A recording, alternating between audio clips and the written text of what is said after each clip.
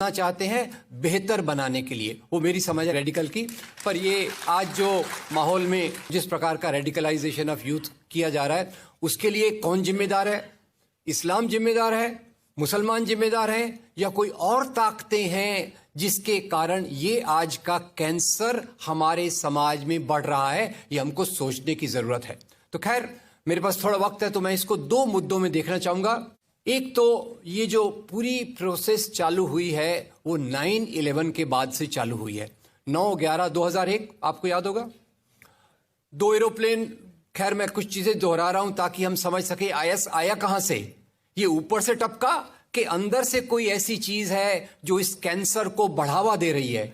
वो कैंसर को जो बढ़ावा देने वाली चीज है वो थोड़ा समझने की कोशिश हम करते हैं। खैर, 2 एरोप्लेन आए, 2 एरोप्लेन हाईजैक किए गए, ऐसा बोलते हैं। ये सब बोलते हैं वाली बात मैं कह रहा हूं, मीडिया का मामला है। सच क्या है, झूठ क्या है, सच दिखेगा, आसानी से हम उसको पहचान सकेंगे कि नहीं, वो एक अलग बात है। खैर, ऐसा कहा गया कि 2 एरोप्लेन आए, हाईजैक करके लाए गए और वर्ल्ड ट्रेड सेंटर की बिल्डिंग से टकराए। अब इतनी बड़ी बिल्डिंग थी, वो एरोप्लेन से गिर सकती कि नहीं, वो दूसरा सवाल। वो सवाल मैं सब अंदर छोड़ देता हूं, उस पर मैं नहीं जाऊंगा। बिल्डिंग नीचे बैठ गई और उसी के साथ करीब 3000 लोग मारे गए। कुछ मैं सवाल पूछता हूं अपने दोस्तों से ताकि मेरी समझ भी बढ़े, आपकी समझ भी बढ़े। एक सवाल का जवाब दीजिए, ये 3000 लोग जो मारे गए, ये लोग गुनाहगार थे या बेगुनाह थे? बेगुनाह थे। और इसके बाद वो ओसामा बिन लादेन, बुरा मत मानिएगा, मैं उसकी बहुत आलोचना करता हूं, वो कहता है ये अच्छा हुआ, ये जिहाद है, ऐसा और होना चाहिए, अल्लाह का शुक्र है। अब ये इस्लाम के नाम से उसने जो कह दिया, मेरे ख्याल से इस्लाम पे ये सबसे बड़ा अटैक था। और ये अटैक करने वाले के पीछे कौन था? क्या ओसामा बिन लादेन ऑटोमेटिक आ गया? ये अलकायदा कहां से बना? तो इसके बारे में भी बहुत गहरी सारी चीजें हैं जिसका मैंने स्टडी किया है, कुछ उस पर लिखा भी है। मैं बताता हूं, ये अलकायदा बनने की प्रोसेस की शुरुआत ही बाद में जाकर ISIS में तब्दील होती है।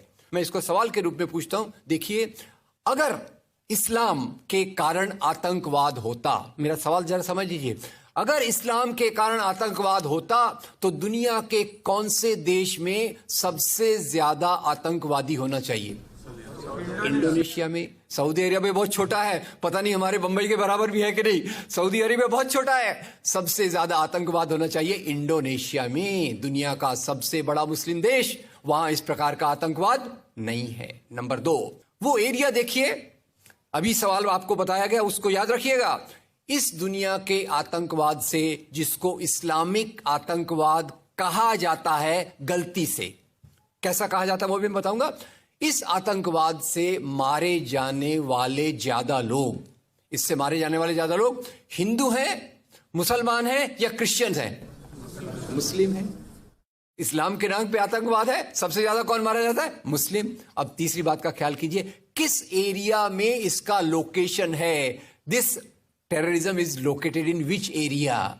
तो उस एरिया की मैं 3 आपको बातें बताता हूं। उस एरिया में, जिसको मैं वेस्ट एशिया कहता हूं, पश्चिम एशिया में 3 चीजें हैं। नंबर 1, वहां रहने वालों में मुसलमान ज्यादा है, यस नो?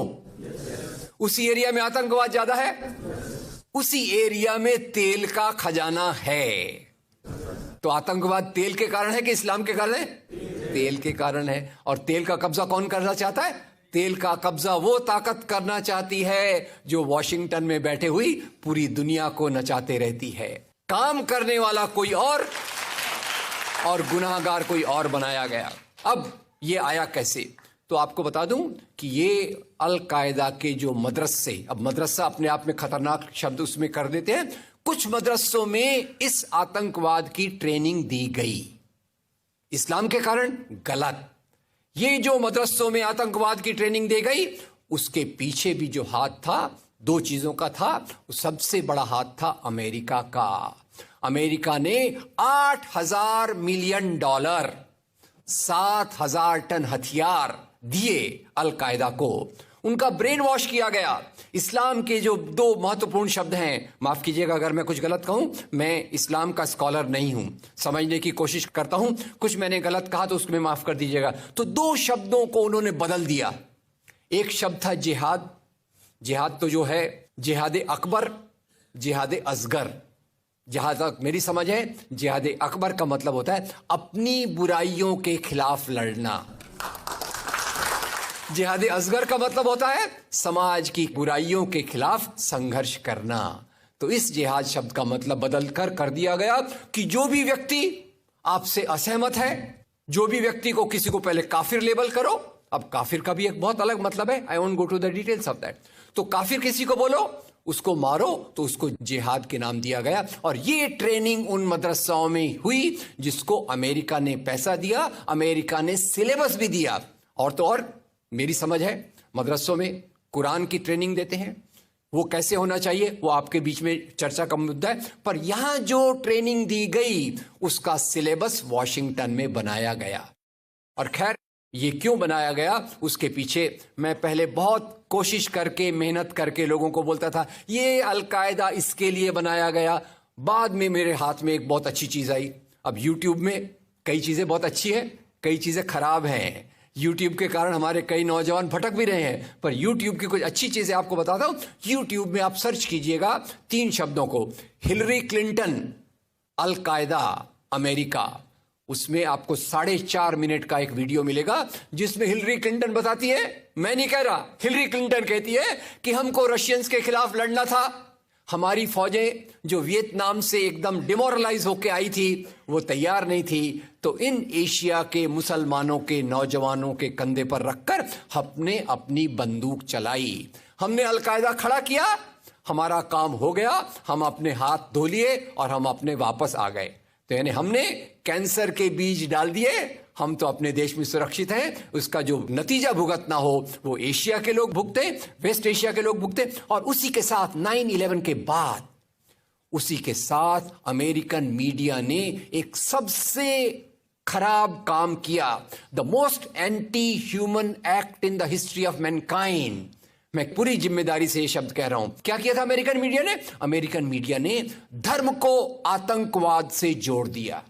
मजहब जो मोहब्बत सिखाता है, मजहब जो इंसान को इंसान बनना सिखाता है, उस मजहब के साथ इन्होंने आतंकवाद को जोड़ दिया और एक शब्द बनाया पहली बार, इस्लामिक टेररिज्म।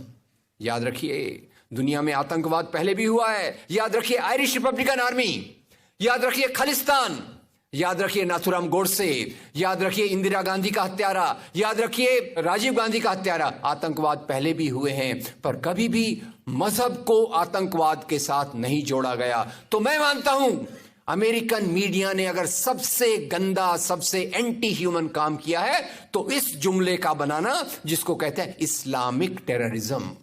अब इसके पीछे इस्लाम का कोई हाथ नहीं। जिहाद शब्द का मतलब बदल दिया गया और काफिर शब्द का मतलब बदल दिया गया। यहां से ब्रेन वॉश की एक प्रोसेस चालू हुई और इसी को मैं कहता हूं ये प्रोसेस जो चालू की, ये प्रक्रिया एक कैंसर होती है। मेरा थोड़ा मेडिकल बैकग्राउंड है, मैं जानता हूं कैंसर शुरुआत में होता है, आपने ट्रीट कर लिया तो ठीक है, जब वो फाइनल स्टेज में जाता है तो पूरी दुनिया की बर्बादी करने पे तुल जाता है। और वही बात अलकायदा के साथ हुई। अलकायदा के बाद मामला वहीं खत्म नहीं होता। तेल की प्यास, तेल की भूख बहुत बड़ी है। आप जानते हैं भारत 200 साल तक गुलाम रहा इंग्लैंड का। काय के लिए गुलाम था? क्योंकि उनको यहां का कच्चा माल लूट कर ले जाना था। After colonialism there is imperialism, और ये इंपीरियलिज्म चाहता है दुनिया के रॉ मटेरियल्स, दुनिया के रिसोर्सेस को लूटकर अपनी समृद्धि को, अपनी प्रॉस्पेरिटी को बढ़ाया जाए। और उसी के चलते उन्होंने एक और काम किया और वो काम था इराक पे हमला। अभी ब्रेक्सिट, अभी वो कौन सी रिपोर्ट आई है, मैं नाम भूल गया उसका, जिसमें ब्रिटेन के प्रधानमंत्री जो थे उनको एक गिल्टी करार हो रहा है।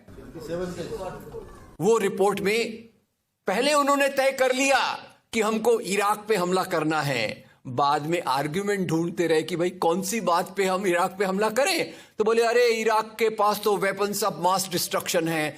उस बात पे लंबी बहस चली और यूनाइटेड नेशंस, जिसको अमेरिका ने अपने जेब में रख लिया है, उसके सहारे से उन्होंने इराक पे हमला किया। और वो इराक पे हमले के कारण जो वहां की आर्मी स्ट्रक्चर था, जो फौज का स्ट्रक्चर था, वो डिस्टर्ब हो गया। एक तरफ से वो डिस्टर्ब हो गया, दूसरी तरफ से अल कायदा की आइडियोलॉजी आई और इन दोनों को मिलाकर ISIS बना। काम है इस्लाम का नाम, इस्लाम के नाम पर जो काम हो रहा है वो वास्तव में it is a design of imperialist powers to control on the oil resources of the world. इससे गंदी बात दुनिया में कोई नहीं हो सकती कि मजहब के नाम पर एक पॉलिटिक्स, मजहब के नाम पे आर्थिक समस्याओं को अमेरिका हल करने की कोशिश कर रहा है। ये